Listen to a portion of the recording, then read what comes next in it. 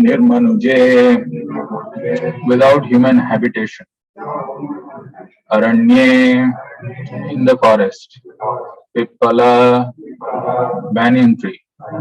Upaste, sitting under it. Ashritaha, taking shelter of. Atmana, by intelligence. Atmanam, the super soul. Atmastham, situated within myself. Yathashrutam, as I had heard it from the liberated souls. Achintayam, thought over. Translation and purport by His Divine Grace A.C. Bhaktivedanta Swami Srila Prabhupada. After that, under the shadow of a banyan tree in an uninhabited forest, I began to meditate upon the super soul situated within, using my intelligence as I had learned from liberated souls. Translation with repetition. After that, under the shadow of a banyan tree in an uninhabited forest, I began to meditate upon the super soul situated within, using my intelligence as I had learned from liberated souls. Purport by Srila Prabhupada. One should not meditate according to one's personal whims. One should know perfectly well from the authoritative sources of scriptures through the transparent medium of a bona fide spiritual master and by proper use of one's trained intelligence for meditating upon the super soul dwelling within every living being. This consciousness is firmly developed by a devotee who has rendered loving service unto the Lord by carrying out the orders of the spiritual master. Sri Naradji contacted bona fide spiritual masters, served them sincerely, and got enlightenment rightly. Thus he began to meditate. Thus once the transcendental Bhaktivedanta purport. Om Jnana Timirantasya Jnananjana Shalakaya Chakshurunmilitam Yena Tasmai Shri Gurave Namaha Namo Om Vishnu Padaya Krishna Prasthaya Bhutale Srimate Bhakti Vedanta Swamin Namine Namaste Saraswate Deve Gauravani Pracharine Nirvishesha Sunyavadi Paschatya Deshatarine Jai Shri Krishna Chaitanya Prabhu Nityananda Shri Advaita Gadadhara Srivasadi Gaura Bhakta Vrinda Hare Krishna Krishna Krishna Hare Hare Hare Rama Rama Rama Hare Hare.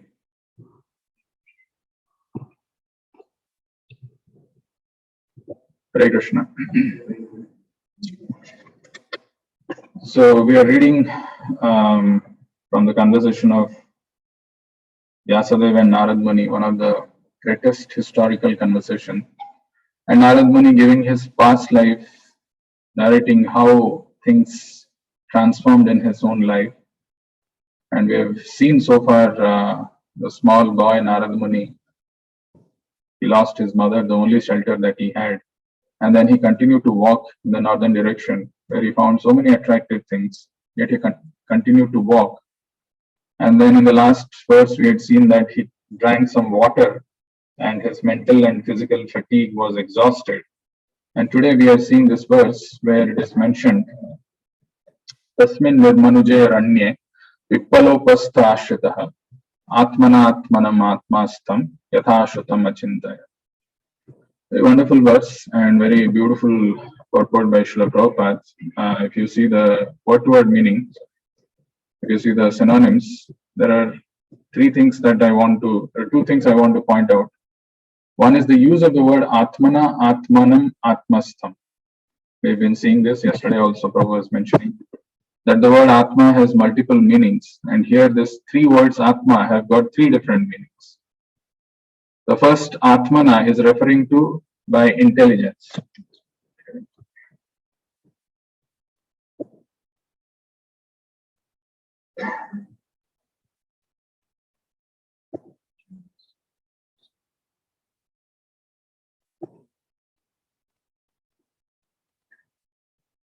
So the first word Atmana here is referring to intelligence, and Atmanam is referring to the super soul. Atmastham referring to the body. So Tasmin Nirmanuje, in that forest which is uninhabited, where people, human beings do not live. In that forest, Narad Muni found a pipala tree, a banyan tree. He took the shelter. He was sitting under the shade of that banyan tree. And with the three Atmana which is used, Atmana, by his intelligence, he meditated on the super soul, Atmanam, who is situated within the self, Atmastham. And how did he meditate? Two words which are used, Yatha Shrutam Achintaya. He thought over. What he thought over? He thought over on what he had heard. Yatha Shrutam. Whom he had heard from? He had heard from the Bhakti Vedantists. So he had heard this from those great transcendentalists who stayed in Narad Muni's house for the period of Chaturmasya. Whatever he had heard, he thought over, he meditated. And he then started meditating on the super soul who is situated within oneself by using his own intelligence. Now, the translation, Prabhupada says something very interesting. We read the translation.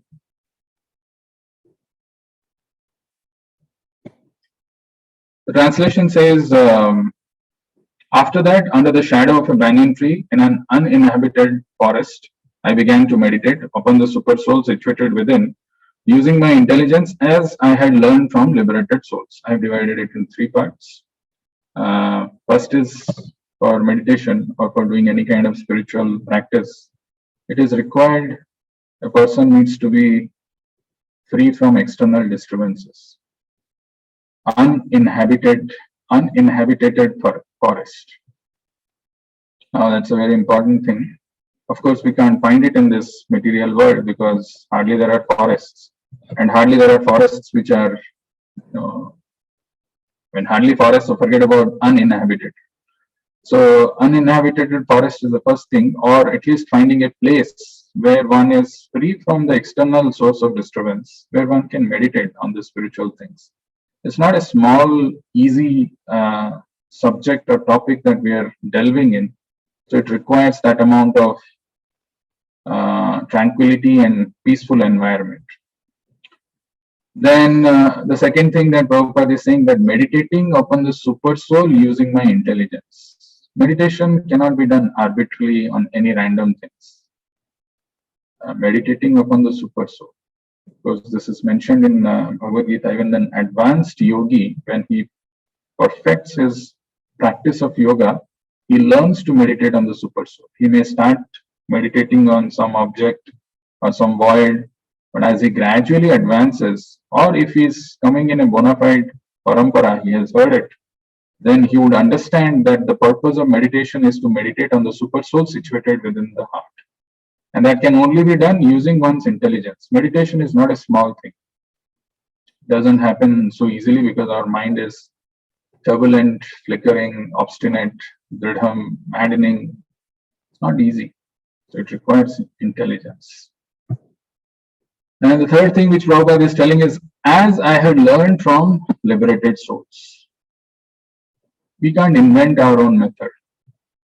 The whole spiritual life is based on this one principle. Surrender or dependence on the spiritual master. If you look back in your life when you were not Krishna consciousness, not just you, any one of us, even me. Our life in material world is predominantly characterized by one thing. We want to do things independently. Whatever I like, I'll do that. Today I felt like going here, I'll go. Tomorrow I felt like eating this, I'll eat. Tomorrow, day after tomorrow, I feel like going to some place, I'll go. Spiritual life is not like that. If spiritual life had it been left to people's whims and fancies, then there is no question of following anything. Actually spiritual life doesn't exist like that. Spiritual life is all about becoming disciplined, following the orders of the spiritual master, following the injunctions of the scriptures. They make us disciplined They make us regulated, they make us obedient, and that is how we advance in spiritual life. Otherwise, spiritual life is forget about it. Now, in the purport, the very small purport, but Prabhupada brings very, very important points. And if we meditate on those points, we can benefit a lot. The first point that I want to bring here is the first line of any purport, as we always have seen, first and last lines of the purports are very striking. Prabhupada is saying one should not meditate according to one's personal whims.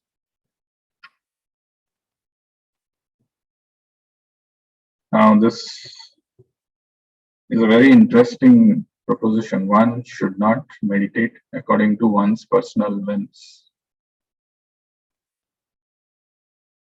For that matter, anything that we do in life, if we do it independently, if we think we know better or we can find out ourselves, more often than not, we will lead to some kind of disastrous consequences. Whimsically, nothing happens in this world. Let's understand, not just about meditation, even our spiritual life, as I said, it is a avaroha pantha, or where we follow the dictation given by our parampara acharyas. So let's understand this a little more. What does this word whim mean? Or when does a person act whimsically? What do you think?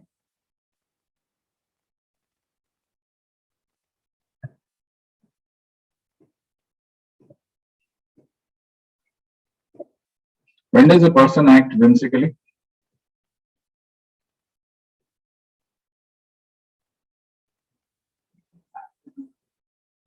When he thinks I am the doer.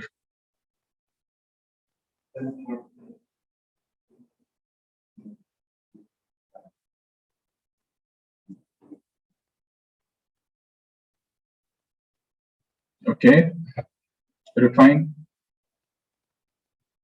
So let's say you are doing one activity in material world, right? But you're not doing it the way it is recommended. You're doing it whimsically. Forget about spiritual life. Why do you do like that? Because that gives pleasure. That gives pleasure. Okay. Things are not very clear. Okay. When intelligence is not working. Yeah. Lost his intelligence. Yeah, somebody was saying. Yeah, when the senses are not controlled by the mind is not controlled by the intelligence. Okay. And then interpretation. Okay. When I think I'm the controller. When I think I'm the controller. Yeah. So somebody said ignorance. Who said? You said ignorance. Who said? When we didn't know or something, someone, when I don't know about it. Huh? When things are not clear, right? When things are not clear. Yeah, I mean, you said you are materially too attached. Then somebody acts whimsically. What I want to tell you is something which I thought might make sense.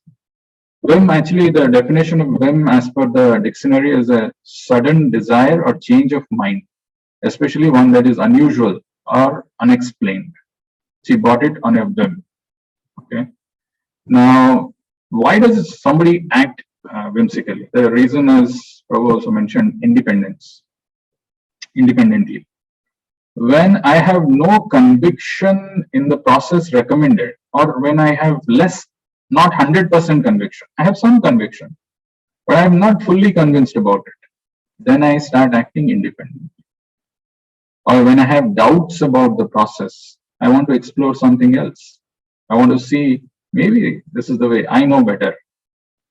So that mentality of I know better, or I have more developed intelligence to figure out things on my own, makes a person act whimsically. Interestingly, this independence is something which is very highly respected by Krishna. We know in the entire Bhagavad Gita, after it was spoken to Arjuna, Krishna doesn't force him to do something. He respects his independence and says, Yathechasi tatha kuru. Now I have told you what I am supposed to. You do what you think is the right thing to do. Often in that question, when it is put in front of us, we are caught and we take the easy way out, which we have been doing. That's called conditioning. That's called, that's what is the whole material life, which is independent life. But as I said, the spiritual life begins by becoming surrendered to the spiritual master, by agreeing to follow the rules and regulations. But then, having come to spiritual life, still we don't give up that attitude of independence so easily. Now, one of the reasons why this happens, there are some spelling mistakes because I was typing myself, so some of the things might be a little here and there. We have lack of faith. Lack of faith in the whole system which has been set up. Lack of faith in the way this has been laid out by the spiritual master, because we have not seen the path, we don't know what it is, and we have our own past conditioning, and there are anarthas which are there inside. It prevents us to have complete faith in that. Now, the next half an hour or 20 minutes, whatever we have today, I want to talk about two things. And these two things, please pay attention. There's nothing like, a very great thing that I'm going to share. It's all known to us. But what I'm sharing is something which you should reflect, which you should meditate upon. It's not about someone, it's not about me, it's not about anybody else.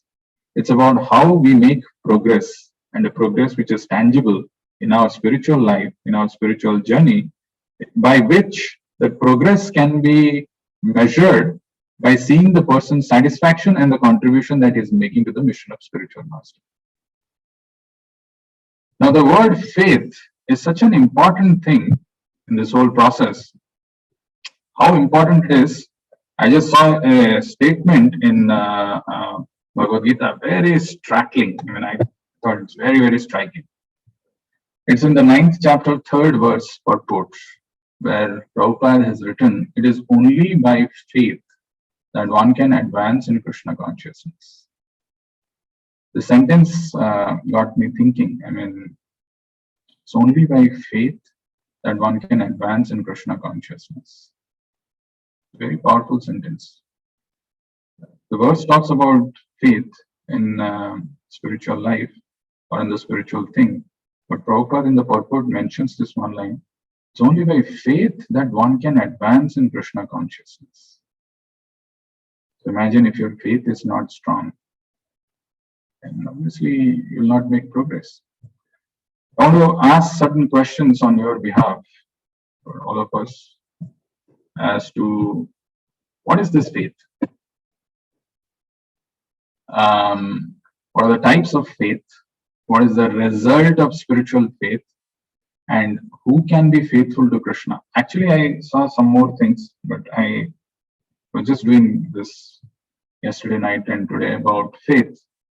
And very, very powerful things are given. This one thing, how it can help us so much in advancing in our spiritual life. What is the dictionary definition of faith? The dictionary definition of faith, there are two definitions which I found. One is a strong belief in doctrines of religion, and the other one is a firm faith that by rendering, okay, this is not the one. And there is another definition of faith which says a firm faith or conviction in something or someone. This is the dictionary definition of faith. And the similar definition is given by Krishnadas Kaviraj Goswami in Chaitanya Charitamrita, which says, Shraddha sabde vishay kahe sudruda nishchay, Krishna bhakti kaile sarva karma kritta hoy. Shraddha sabde viswasa kahe sudruda nishchay. There is a firm faith, or there is a firm conviction that by rendering transcendental loving service to Krishna, one will be elevated to the highest platform. Sarva karma kritta hoy. This is called faith, the definition, Shraddha. the word that is used by Krishnadas Kaviraj Goswami. The definition of the dictionary definition is a firm faith in something or a conviction in something or someone. Here, the something and someone is defined by Krishnadas Kaviraj Goswami that by rendering devotional service to Krishna, one will be elevated to the highest platform. That's what we want. We want to be happy. We want to be the best version of ourselves. We want to achieve the highest glory that can be possible. But here is the statement of Krishnadas Kaviraj Goswami. Krishna Bhakti Kaile Sarva Karma Krittaha. That is the faith that is required to advance in spiritual life. Okay, before we go to this thing, the first one that I told was strong belief in doctrines of religion. This is how most of the Western faith or Western religions are formed, where somebody is, following Christianity or some other faiths. That's all doctrines of religion. Actually, Prabhupada talks about this in the Bhagavad Gita introduction, that a faith can be, a person's faith can be changed. Somebody who's a Muslim today can change his faith to Christianity. And Prabhupada very clearly says that this is material faith. This is not spiritual faith. But there is something called spiritual faith, like this one that we saw, the definition, the first definition. And Prabhupada explains that each one of us inherently has the quality called faith. Each one of us has certain faith. That's why we do certain things. And that faith, everyone has a particular type of faith regardless of what he is. This is from 17.3. Regardless of who you are, you cannot say, I don't have any faith on anything. I have faith on something. Some people follow the path of Krishna consciousness. Some people do not take. Some people are able to take it more easily. Some people are not able to. How does this differentiation happen? In fact, if you see the Nectar of Instruction, where there is a classification of devotees which is given, the classification is based on the faith. The amount of faith one has in this process is considered to be Uttam Adhikari. There is no other, the segregation is, or the classification is only based on this faith, on this one thing. Faith is originally spiritual, but the origin of faith is the Supreme Spirit Krishna. Though I spoke about spiritual faith and material faith, but originally faith is spiritual. But the origin of faith is the Supreme Spirit Krishna. Where are the mentions of this? If we see in Bhagavad Gita,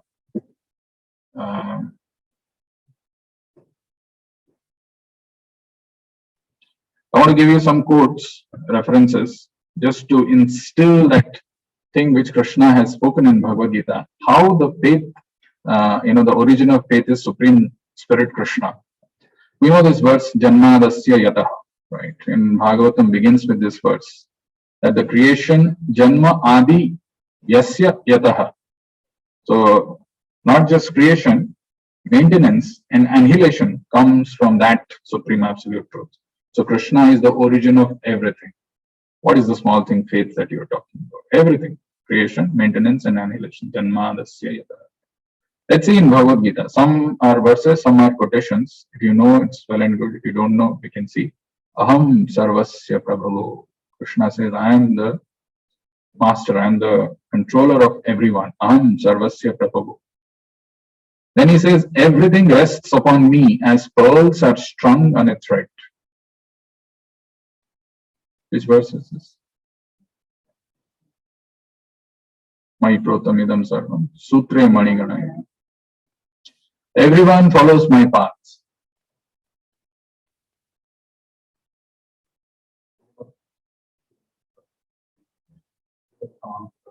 Mama vartamanu vartante. Mama vartamanu vartante. Everyone follows my paths. From me comes remembrance, knowledge, and forgetfulness. Matta smritir jnanam apohanam cha. Vedescha sarver aham avivedyam. Vedanta vit Vedanta vit Vedakrit Vedcha aham. So, Matta smritir jnanam apohanam cha. From me comes remembrance, knowledge, and forgetfulness. And there is no truth superior to me. Matta parataram nanyat kinchit asti dhananjaya. So these are all the words of Krishna. Look at the confidence of Krishna on himself. He's telling, from me everything is coming. He knows and he's saying. And we are all eternally part and parcel of that same Lord Krishna.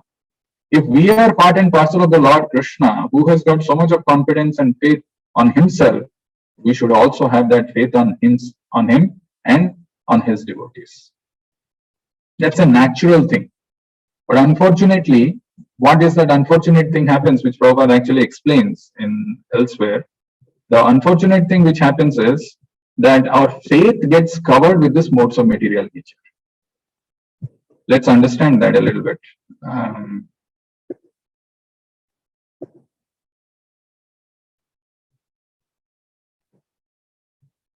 When our original pure faith is covered by material nature, it becomes material.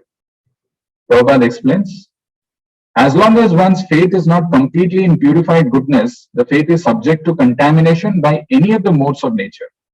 Thus, we find different types of faith in this world, and there are different types of religions due to different types of faith. This is 17.3 purport. Without the references or the quotations, it's difficult. So it's good to know where it is coming from, because the chapter 17 talks about divisions of faith. So when our original pure faith is covered by material nature, it becomes material. And Prabhupada is explaining, as long as one's faith is not completely in purified goodness, so one inherent assumption or expectation is that one should come to goodness, in purified goodness. The faith is subject to contamination by any of the modes of nature. Thus, we find different types of faith. Somebody has some faith, somebody has little faith, somebody has more faith, somebody has got a faith which suits to his lifestyle and he follows that. He takes up to some like some religion, it suits me, and he does all this kind of things. That's why Prabhupada is saying there are different religions due to different types of faiths. Now, in the Srimad Bhagavatam, there is a classification which is given. Of course, the faith can be in the mode of goodness, passion, and ignorance. But this definition I really like in Bhagavatam, where Lord Krishna is explaining faith directed towards spiritual life is in the mode of goodness. Faith directed towards spiritual life is in the mode of goodness. Everybody, any action that he performs, there is a faith behind that action. He knows that this action that he's doing is right. Be he a thief, be he a criminal, be he someone who's doing something apparently which we feel that this is wrong, he is doing that thinking this is right. And the thinking that is coming behind doing that action is coming from the faith.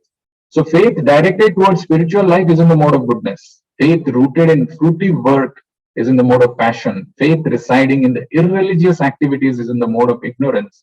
But faith in my devotional service is purely transcendental. So faith in devotional service is transcendental.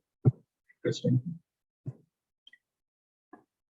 Faith in an individual, faith is an invaluable and sacred quality within each of us. The word Shraddha, Prabhupada breaks it down to two parts, Shrat and Dha. And Shrat means heart and Dha means the resting place. Where is our heart taking shelter? Where we are reposing our faith? Where is that resting place? Where we place our faith, where we want our heart to rest is our choice. A choice we can and should make consciously. And very nicely, if you see this in the purports of Prabhupada, Prabhupada explains how a materialist gets, covered by, because his knowledge is not known, it's not clear. He's putting his faith in some unnatural, or he's putting his faith in things which are not real or factual. One has to consider things carefully with intelligence. Today's title is Trained Intelligence. One has to consider things carefully with intelligence. These words are very important. One has to consider. Often what we do in life, we do things as majority of the people do, or at least people around us are doing, or we have seen this information is making sense to my faulty mind and intelligence. We follow that. That's how our faith gets built. But what is required is one has to consider things carefully with intelligence. And then the most important thing is the association of a bona fide spiritual master. Association of a bona fide spiritual. We cannot figure it out on our own. It's not easy. Had it been so easy, everybody would have come out of this material world. They would have understood and they would have gone. No, it's a vicious circle. So one has to think carefully with his intelligence in association of a bona fide spiritual master. Thus, one can change his position to a higher mode of nature. This is 17.2 purport. In modern life, people misplace their faith in their work, in money, their family, in sports or sports heroes, in music or musicians, in politicians, in their pets, or in any number of other places where they think they will find happiness, including atheism or other isms. See, imagine people, go to the extent there are people who blatantly, openly say, "I'm atheist. I don't believe in the existence of God, and that gives me happiness." Including atheism or other isms, and not surprisingly, faith reposed in these places remains unfulfilling. We have tried this, not that we have not experienced this ever in our life. This is something new. No, we have tried all these different things in our lives. We have seen other people trying also in their lives, yet we see, and we also have seen that they're unfulfilled, they are not satisfied, yet we continue doing. No, okay, maybe this spiritual life is difficult. Let me see some other things. Let me try out on all my things. They're all actually stupidity, foolishness. A tiny living entity. I said Krishna has firm faith in his own words. He's saying this is all coming from me everything is emanating, there is no superior truth than me. But whereas we lack that faith because we are tiny and independent and we are covered by this material modes of nature. That is why association of a bona fide spiritual master who gives us Krishna. Krishna je tumhara, Krishna dite paro. Krishna is the property of the pure devotees. They can give us. That's why their faith in Krishna and this devotional service or this devotional life is impeccable. There is no iota of doubt. And I think there is one conversation which once Prabhupada was having with one of the scientists. There are many such wonderful conversations. I don't remember exactly the name of that person. But that person said, I have 90% doubt that God exists. So you can say whatever you want. Prabhupada said, good, at least 10% you have faith that God is existing. That 10% will take care of your devotional life. At least that 10% is there. No, that's very Prabhupada, the way that Prabhupada is seen. But if somebody asks about Prabhupada, how much of faith do you have on Krishna? It's more than 100%.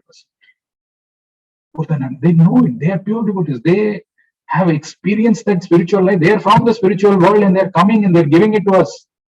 By getting Krishna from a pure devotee, what transformation one gets is, one gets faith in doing other things like deity worship, like chanting, like reading. So that comes by surrendering to a spiritual master. That is why this purport today that we are reading is saying that it should not be done whimsically.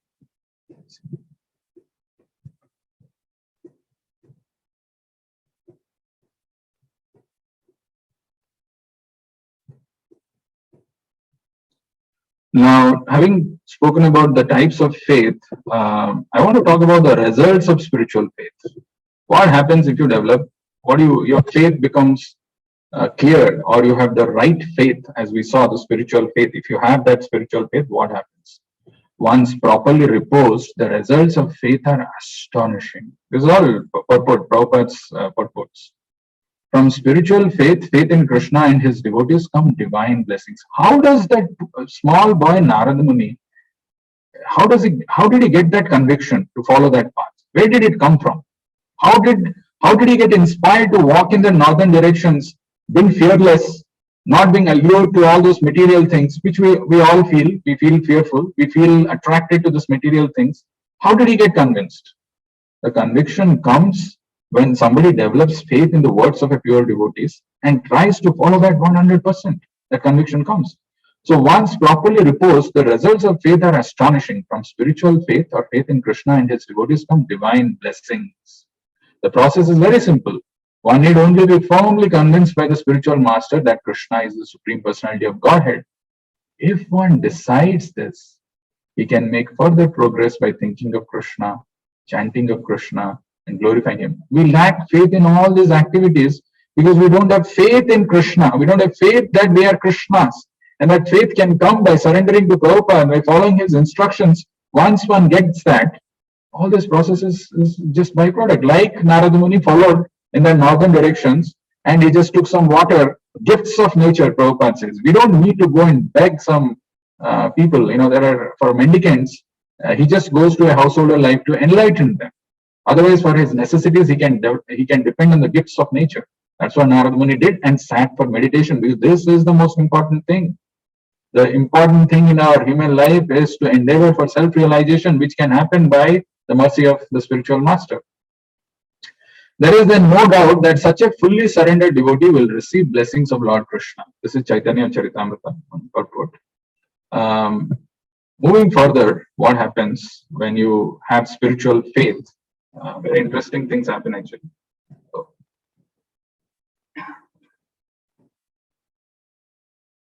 from divine faith comes divine knowledge. So you may wonder where this knowledge, how will I get this? How this knowledge, I'm not able to understand, grasp, I'm not able to realize the realization, the knowledge, the understanding, grasping, everything comes from this divine faith. From divine faith, this is a system established by Prabhupada. This is how the system is going to work. Let me have full faith in the system, no doubts, no finding of faults. Why this is, why this person, why this, why that. Forget about all those things. This is a transcendent. The method, the way it works is Divyagyan Hriday Prakashita. This Divyagyan is given by the spiritual master in the heart of a person who has got that firm faith. From divine faith comes divine knowledge. Yasya deve para bhaktir yatha deve tatha guru tasyaita katita hi artha prakasante mahatma. For one who has implicit faith in Krishna and the spiritual master, all the imports of Vedic knowledge are automatically revealed. Tasyaita katita artha prakasante mahatmana. The mystical process of taking up this path of spiritual life, where one surrenders to a spiritual master, this is a mystical path, where one develops that implicit faith. The imports of Vedic knowledge is revealed in the heart.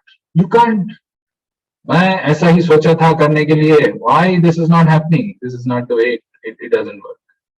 To understand the subtle nuances, it can only be revealed if you have faith in the process.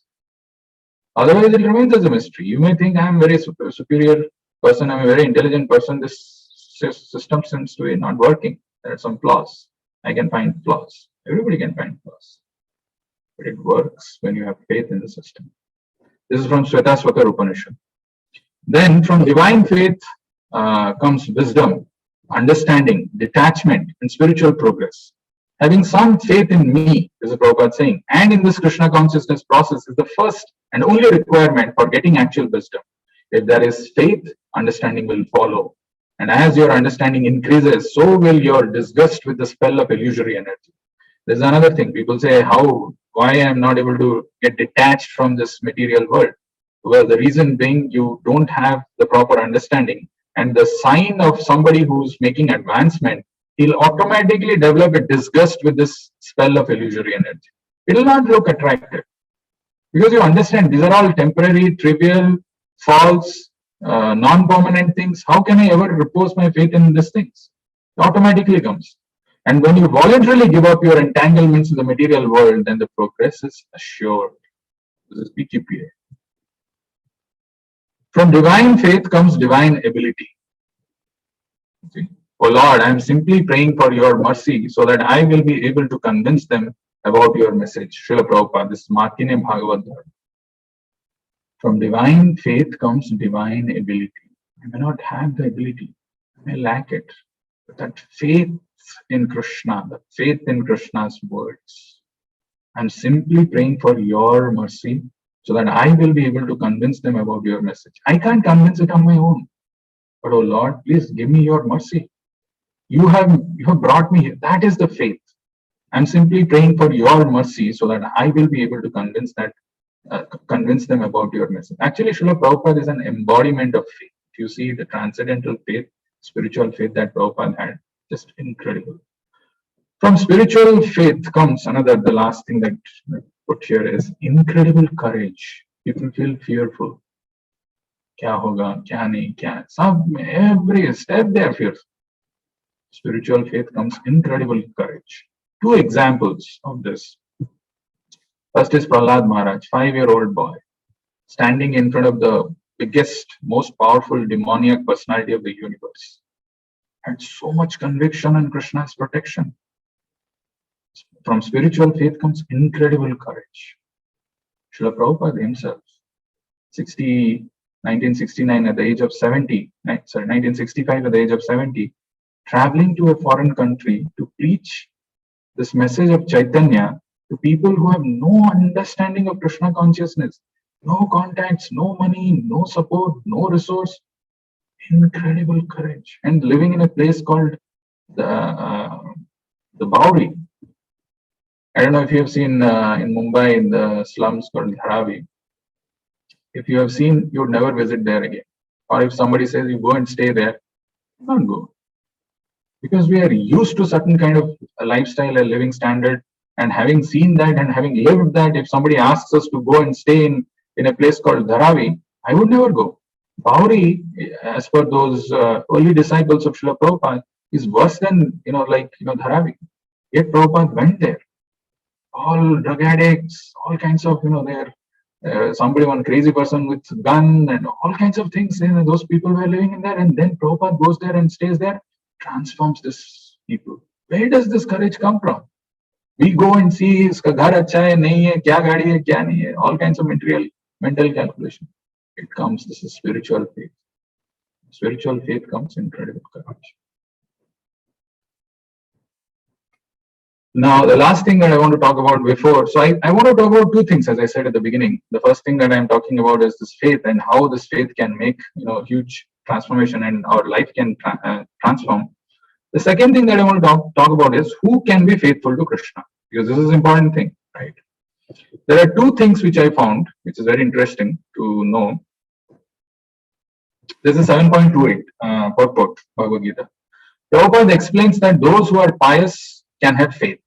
Only those who have passed their lives in practicing the regulative principles of religion, who have acted piously, and who have conquered sinful reactions can accept devotional service.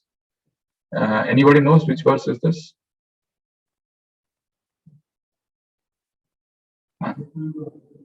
Yeshanto antagatam papam jananam punya karmana te dvanda moha nirmuktam bhajante mam dridhabrata.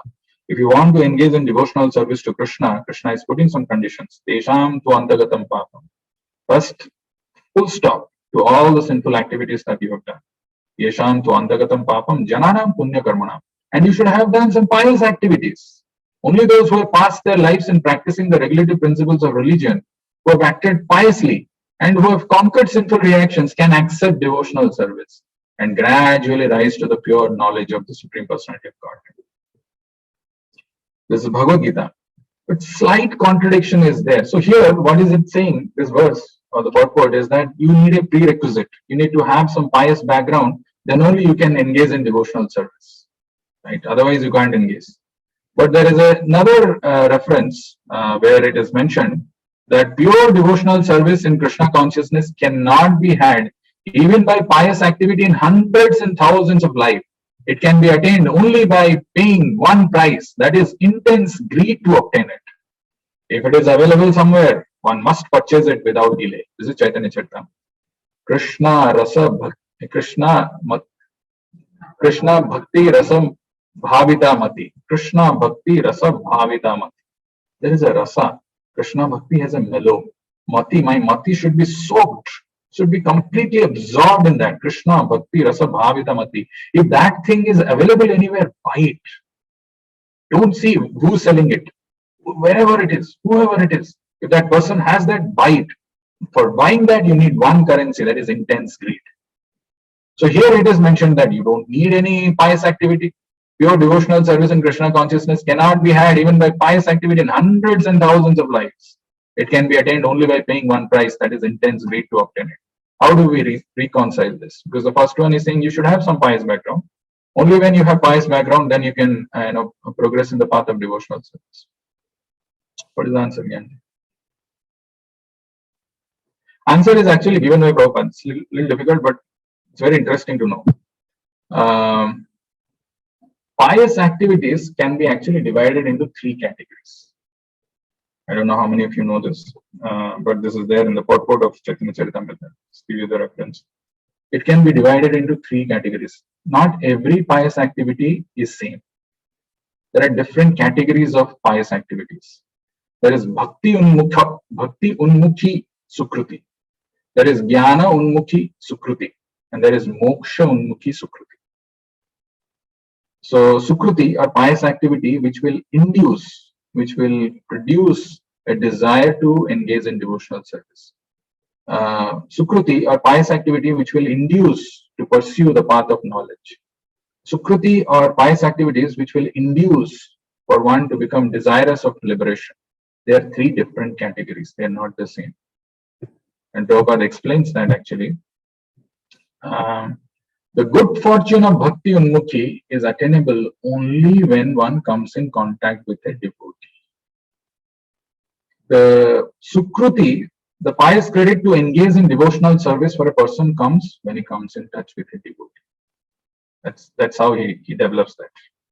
By associating with a devotee willingly or unwillingly, one advances in devotional service, and thus one's dormant Krishna consciousness is awakened. So if you see the whole this flowchart that I showed you, the essence of this is, if you want to develop spiritual faith, first you need to surrender. You have to think carefully using your intelligence in association with a bona fide spiritual master. And the second thing which you can take from here is how this bhakti unmukhi sukruti develops by associating with devotees. Now I'll just take 10 more minutes or maybe 15 minutes. We will close exactly at 9. There's one aspect. There's one thing that this the last box in this whole flowchart, which talks about association with the devotee. I'm going to share with you one verse, which in my understanding of Krishna consciousness, one of the most powerful verses. And the purport is one of the most powerful purports ever you can read. Very, very powerful, very interesting. We will see what is that.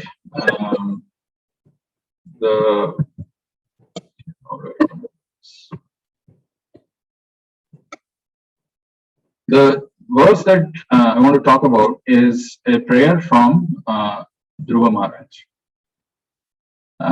Very beautiful prayer. If ever in life, when you have taken to this path of devotion and you feel doubts, you get discouraged, you get demotivated, read this verse.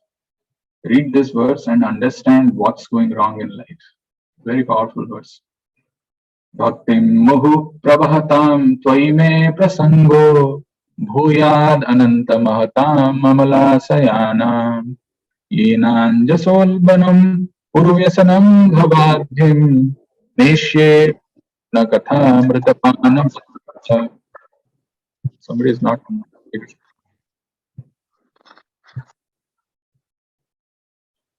So this verse is spoken by Dhruva Maharaj. Actually, this verse, talks about something which we should always remember. I've already shared once, not once, many times. Parikshit Maharaj, when he was about to die, or when he was, before even the Bhagavatam was spoken, he had prayers where he was asking for three things.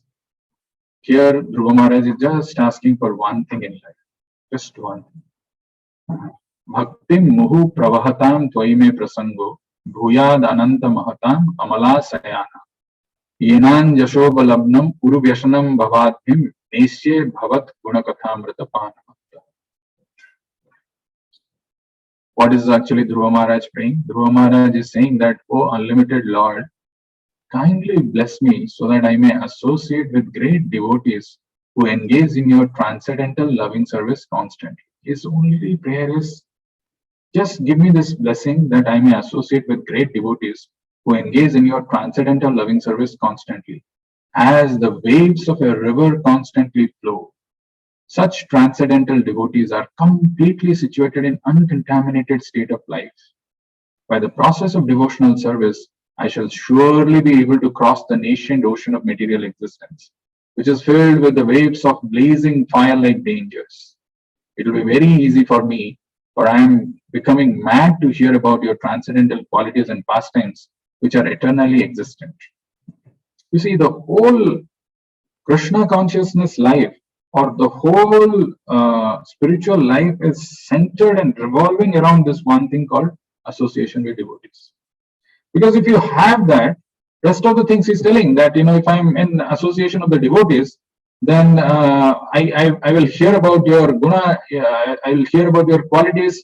What is that? It will be very easy for me, for I'm becoming mad to hear about your transcendental qualities and pastimes, which are eternally existent. And when I hear that, by the process of hearing this devotional service, I shall surely be able to cross the nascent ocean of material existence. Can you get the chat?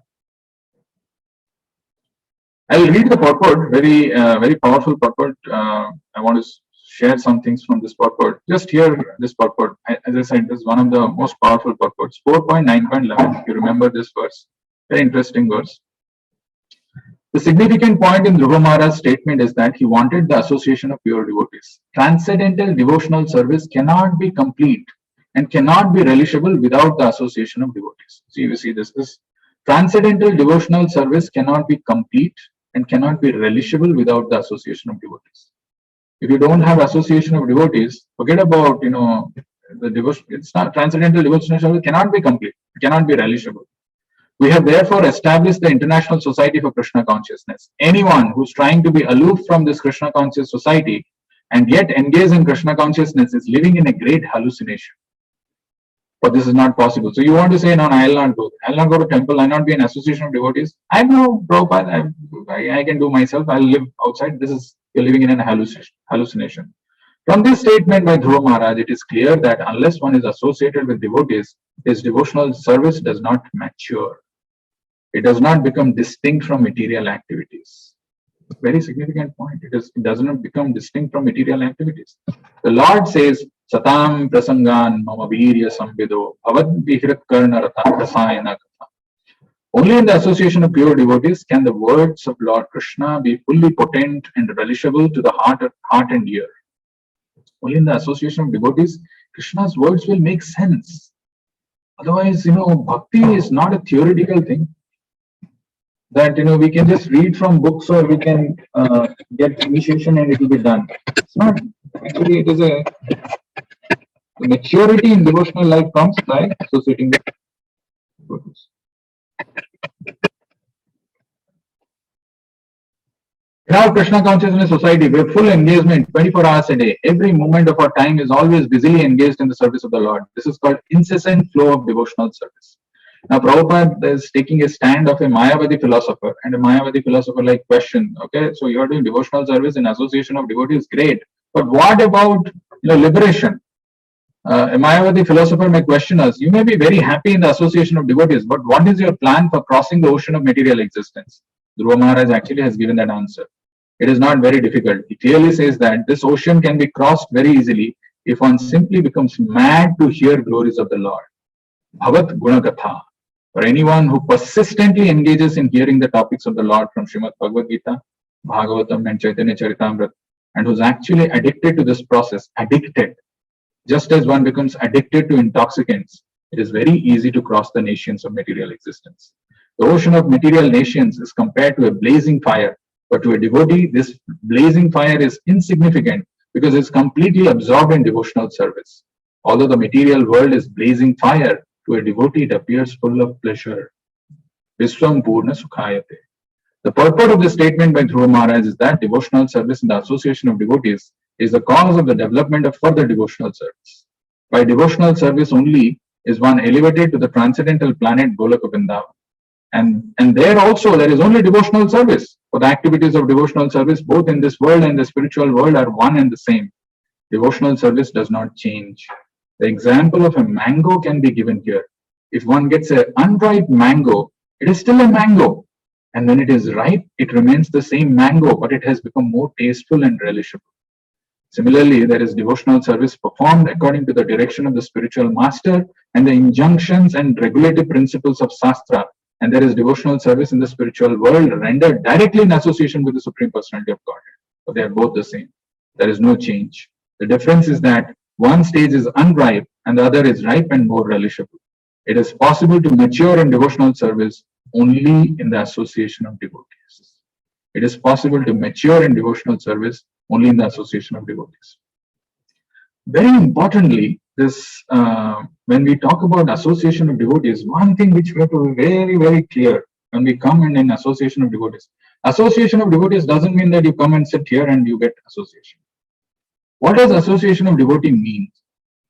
Association of devotee means when somebody comes in the mood of serving the devotee. When you come with an expectation that things should happen for me. Oh, I'm 10 years old devotee. They should treat me in a different way.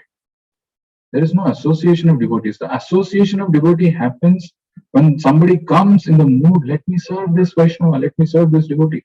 Not that I have come with an, oh, you didn't do this, you didn't do that, you could have done this. There is no attitude of service there.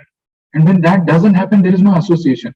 The association only will benefit someone when he comes with the mood to serve him. Then this Vaishnava will give some association regarding Krishna consciousness. It's not about talking something about our material life, what's going on in your life. Prabhupada gives the example of a mosquito who's sitting on the lap of a king. In terms of proximity, he's just there. But what is the mosquito doing? It is sucking the blood of the king.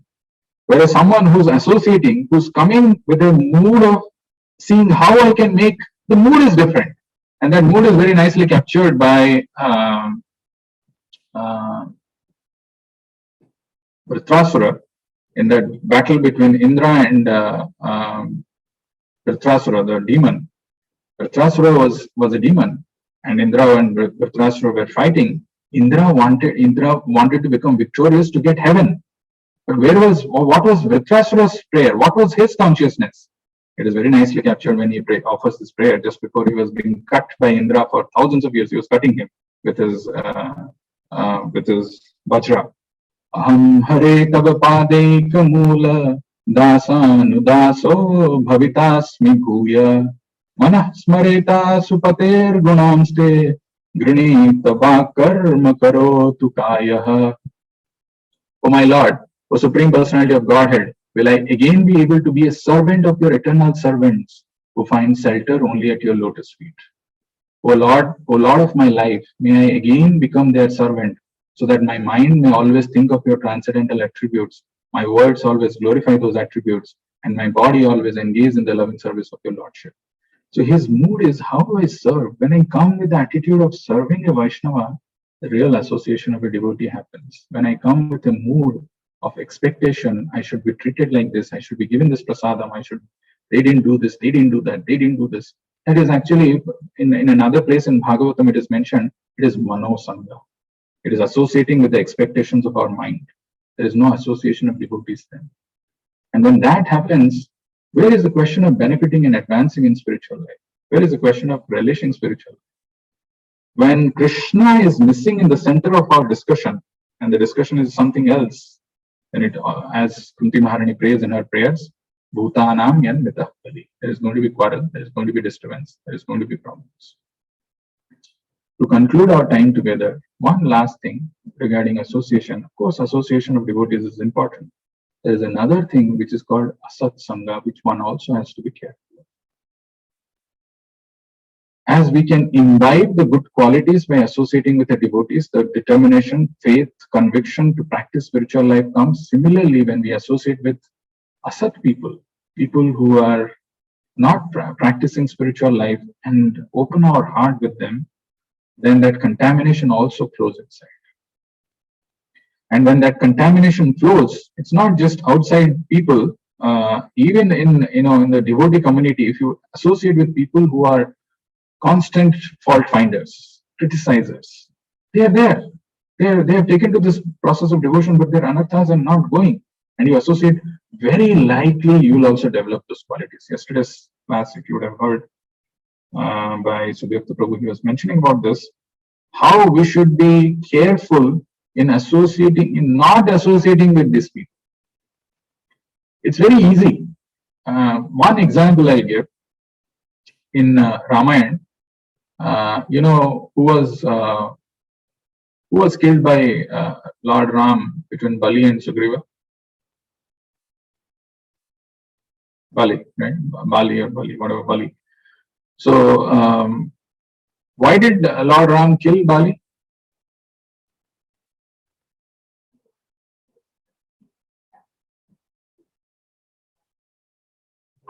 Bali actually took Sugriva's wife. It's true. Not only his kingdom, he banished him from that place because of some misunderstanding. He put that stone, whatever it is, thought that Bali is dead, but he was alive. He came back and he just threw him out. Bali was more powerful. He not only took his kingdom, he also took Sugriva's wife. And Sugriva was very morose and disappointed about that. How can Bali took my wife? And he was contemplating upon that this is not right of Bali to do this. Then, of course, the battle happened and Bali got killed. Sugriva became the king. When Sugriva became the king, interestingly, Sugriva got back his wife from Bali, and Sugriva also got the wife of Bali. And Ramayana says Sugriva was enjoying with the wife of Bali. And he forgot his, promise that he had he's given it to Lord Ram.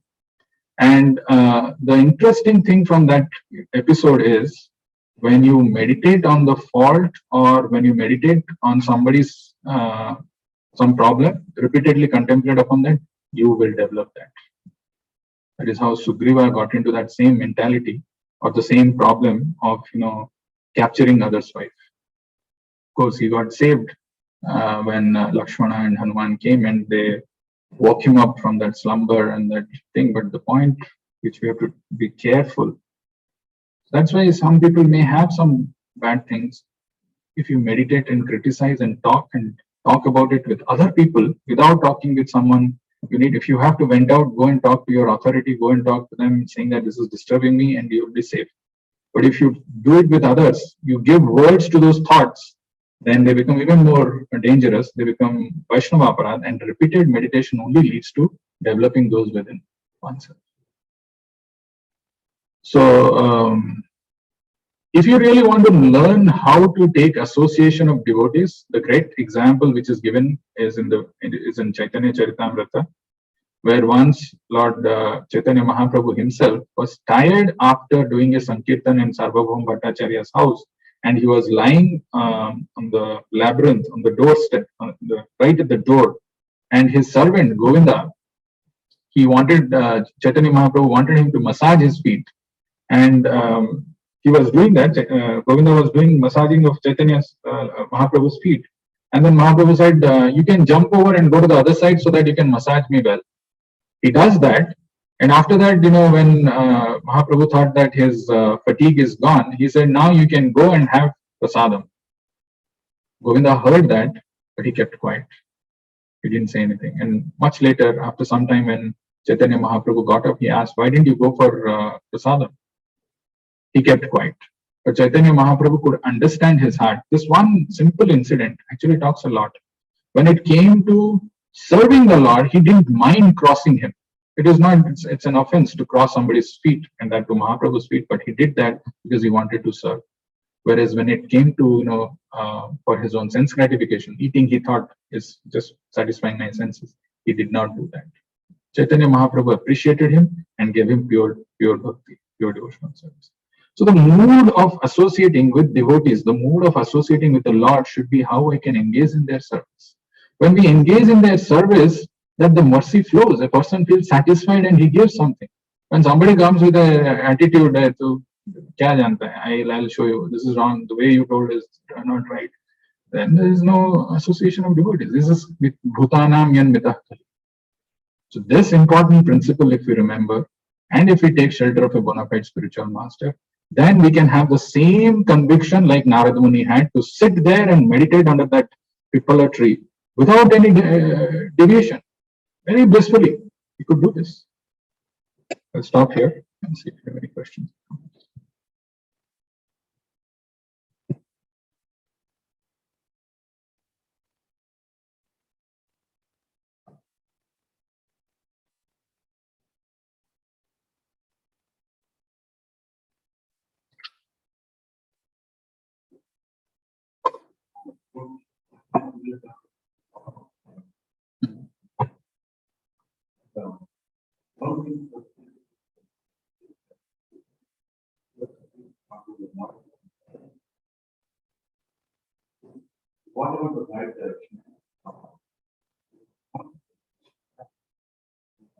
I could have covered that because of the positive time. Why does our faith wane?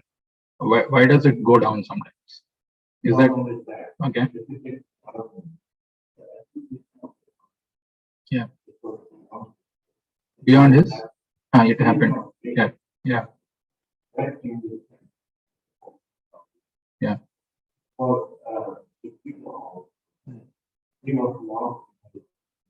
Realistic.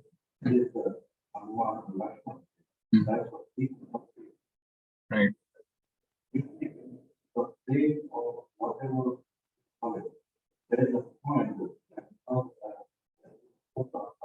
Mhm.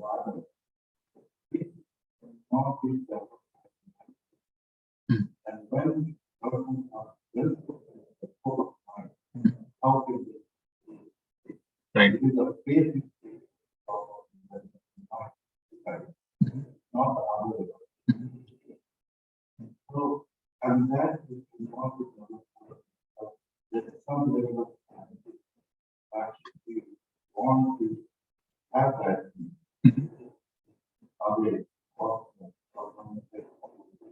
Okay.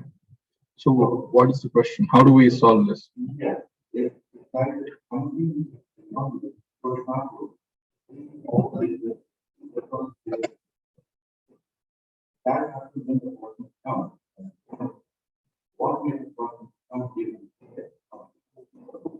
Yeah, so that is the Bhakti Unmukhi Sukrit, which I spoke about. Like there are three kinds of pious activities which are required for one to take up to this devotion. The beginning, that thing, that pious activity for someone to build that, he has to associate with a devotee. There is no other way. It doesn't come to anyone like Lakshmana and Satrughna, Lakshmana and Hanuman came in the case of Sugriva. So you need that to for that pious credit to build up inside you. Then you can take up with conviction.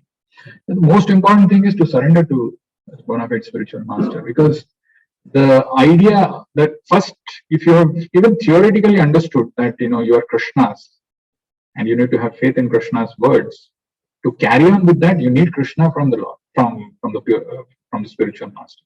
Spiritual master can give you Krishna. Give you Krishna means not like one object, something which he'll give you Krishna means he'll establish your relationship with Krishna. When the relationship is established, it's not a flimsy or weak thing. It's a very strong bond. When that happens, then your conviction in doing this activities become very natural. It's easy, like it happened in the case of Narada. But the secret in that is, as in all these things, the very secret thing is, we spoke about Narada Muni's mother, who was not very intelligent, not very, she didn't have any education. She was a maid servant. Who's her husband also we didn't know. And Narada Muni's father was also unknown. Good thing about her was she engaged in devotional service to this transcendentalist very faithfully. That loving devotional service, that attitude of service, inspired Narada Muni, who was a boy, to engage in devotional service. That's how he got the blessings.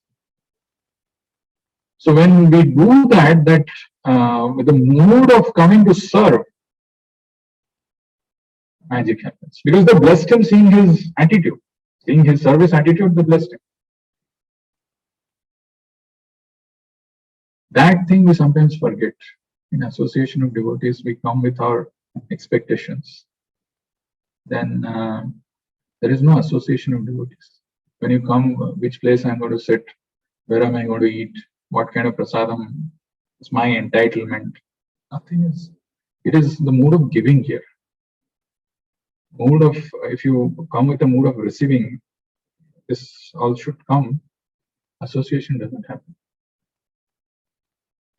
So with that mood, when we reach to somebody else and want to give Krishna consciousness, it will work. So it's a mood of giving. So, and the center of the discussion should be about Krishna, about how to make advancement in spiritual life, not finding, as I said, everybody has faults. Everybody has some problems or other, but if you repeatedly meditate, contemplate, criticize, put it in words, it becomes very dangerous. It leads to Vaishnava aparadha, it leads to so many other things where it is difficult to even retract. There is a point where you can stop, but beyond a point, it becomes gone. Then the relish, the completeness of bhakti doesn't come. To relish that, Sangha is required. Otherwise, that's why Prabhupada is saying, why did he create it? Why did he create this ISKCON, International Society of Krishna Consciousness? You could have just taken initiation, books are there, read at home.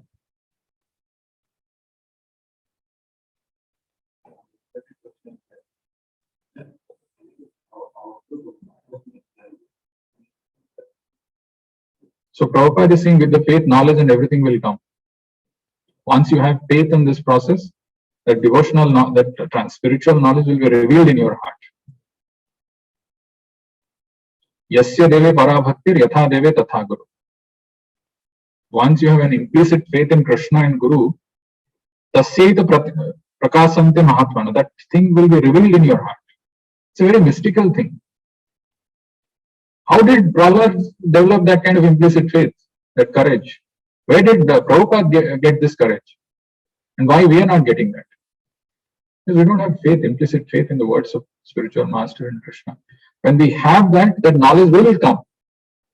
Just the faith. Yes, I should do this. This is good for me. That faith. So this is a very interesting statement. One statement.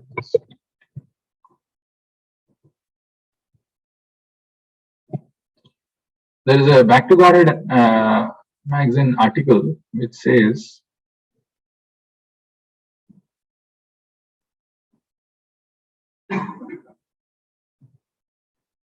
just as the eye see color, the ear perceives sound, only by faith can we perceive that spiritual world. Right now, how do you perceive? Only faith can see and feel it. The supreme reality cannot be perceived with any other senses.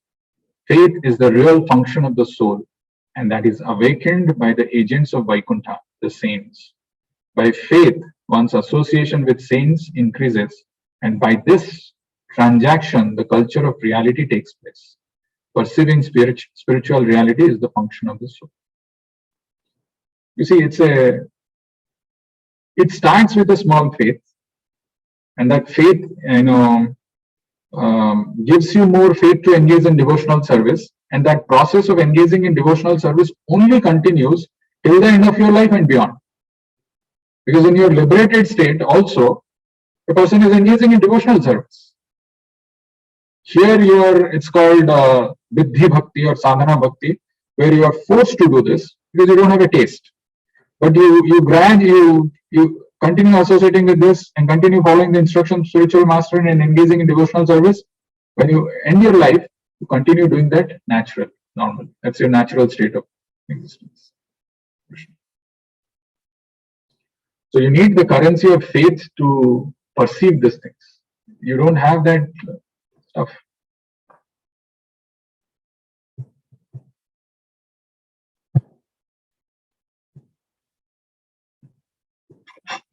जय ग्रंथराज श्रीमद् भागवतम की, जगत गुरु श्रील प्रभुपाद की, निताय गौर प्रेमानंदे। हरे कृष्ण।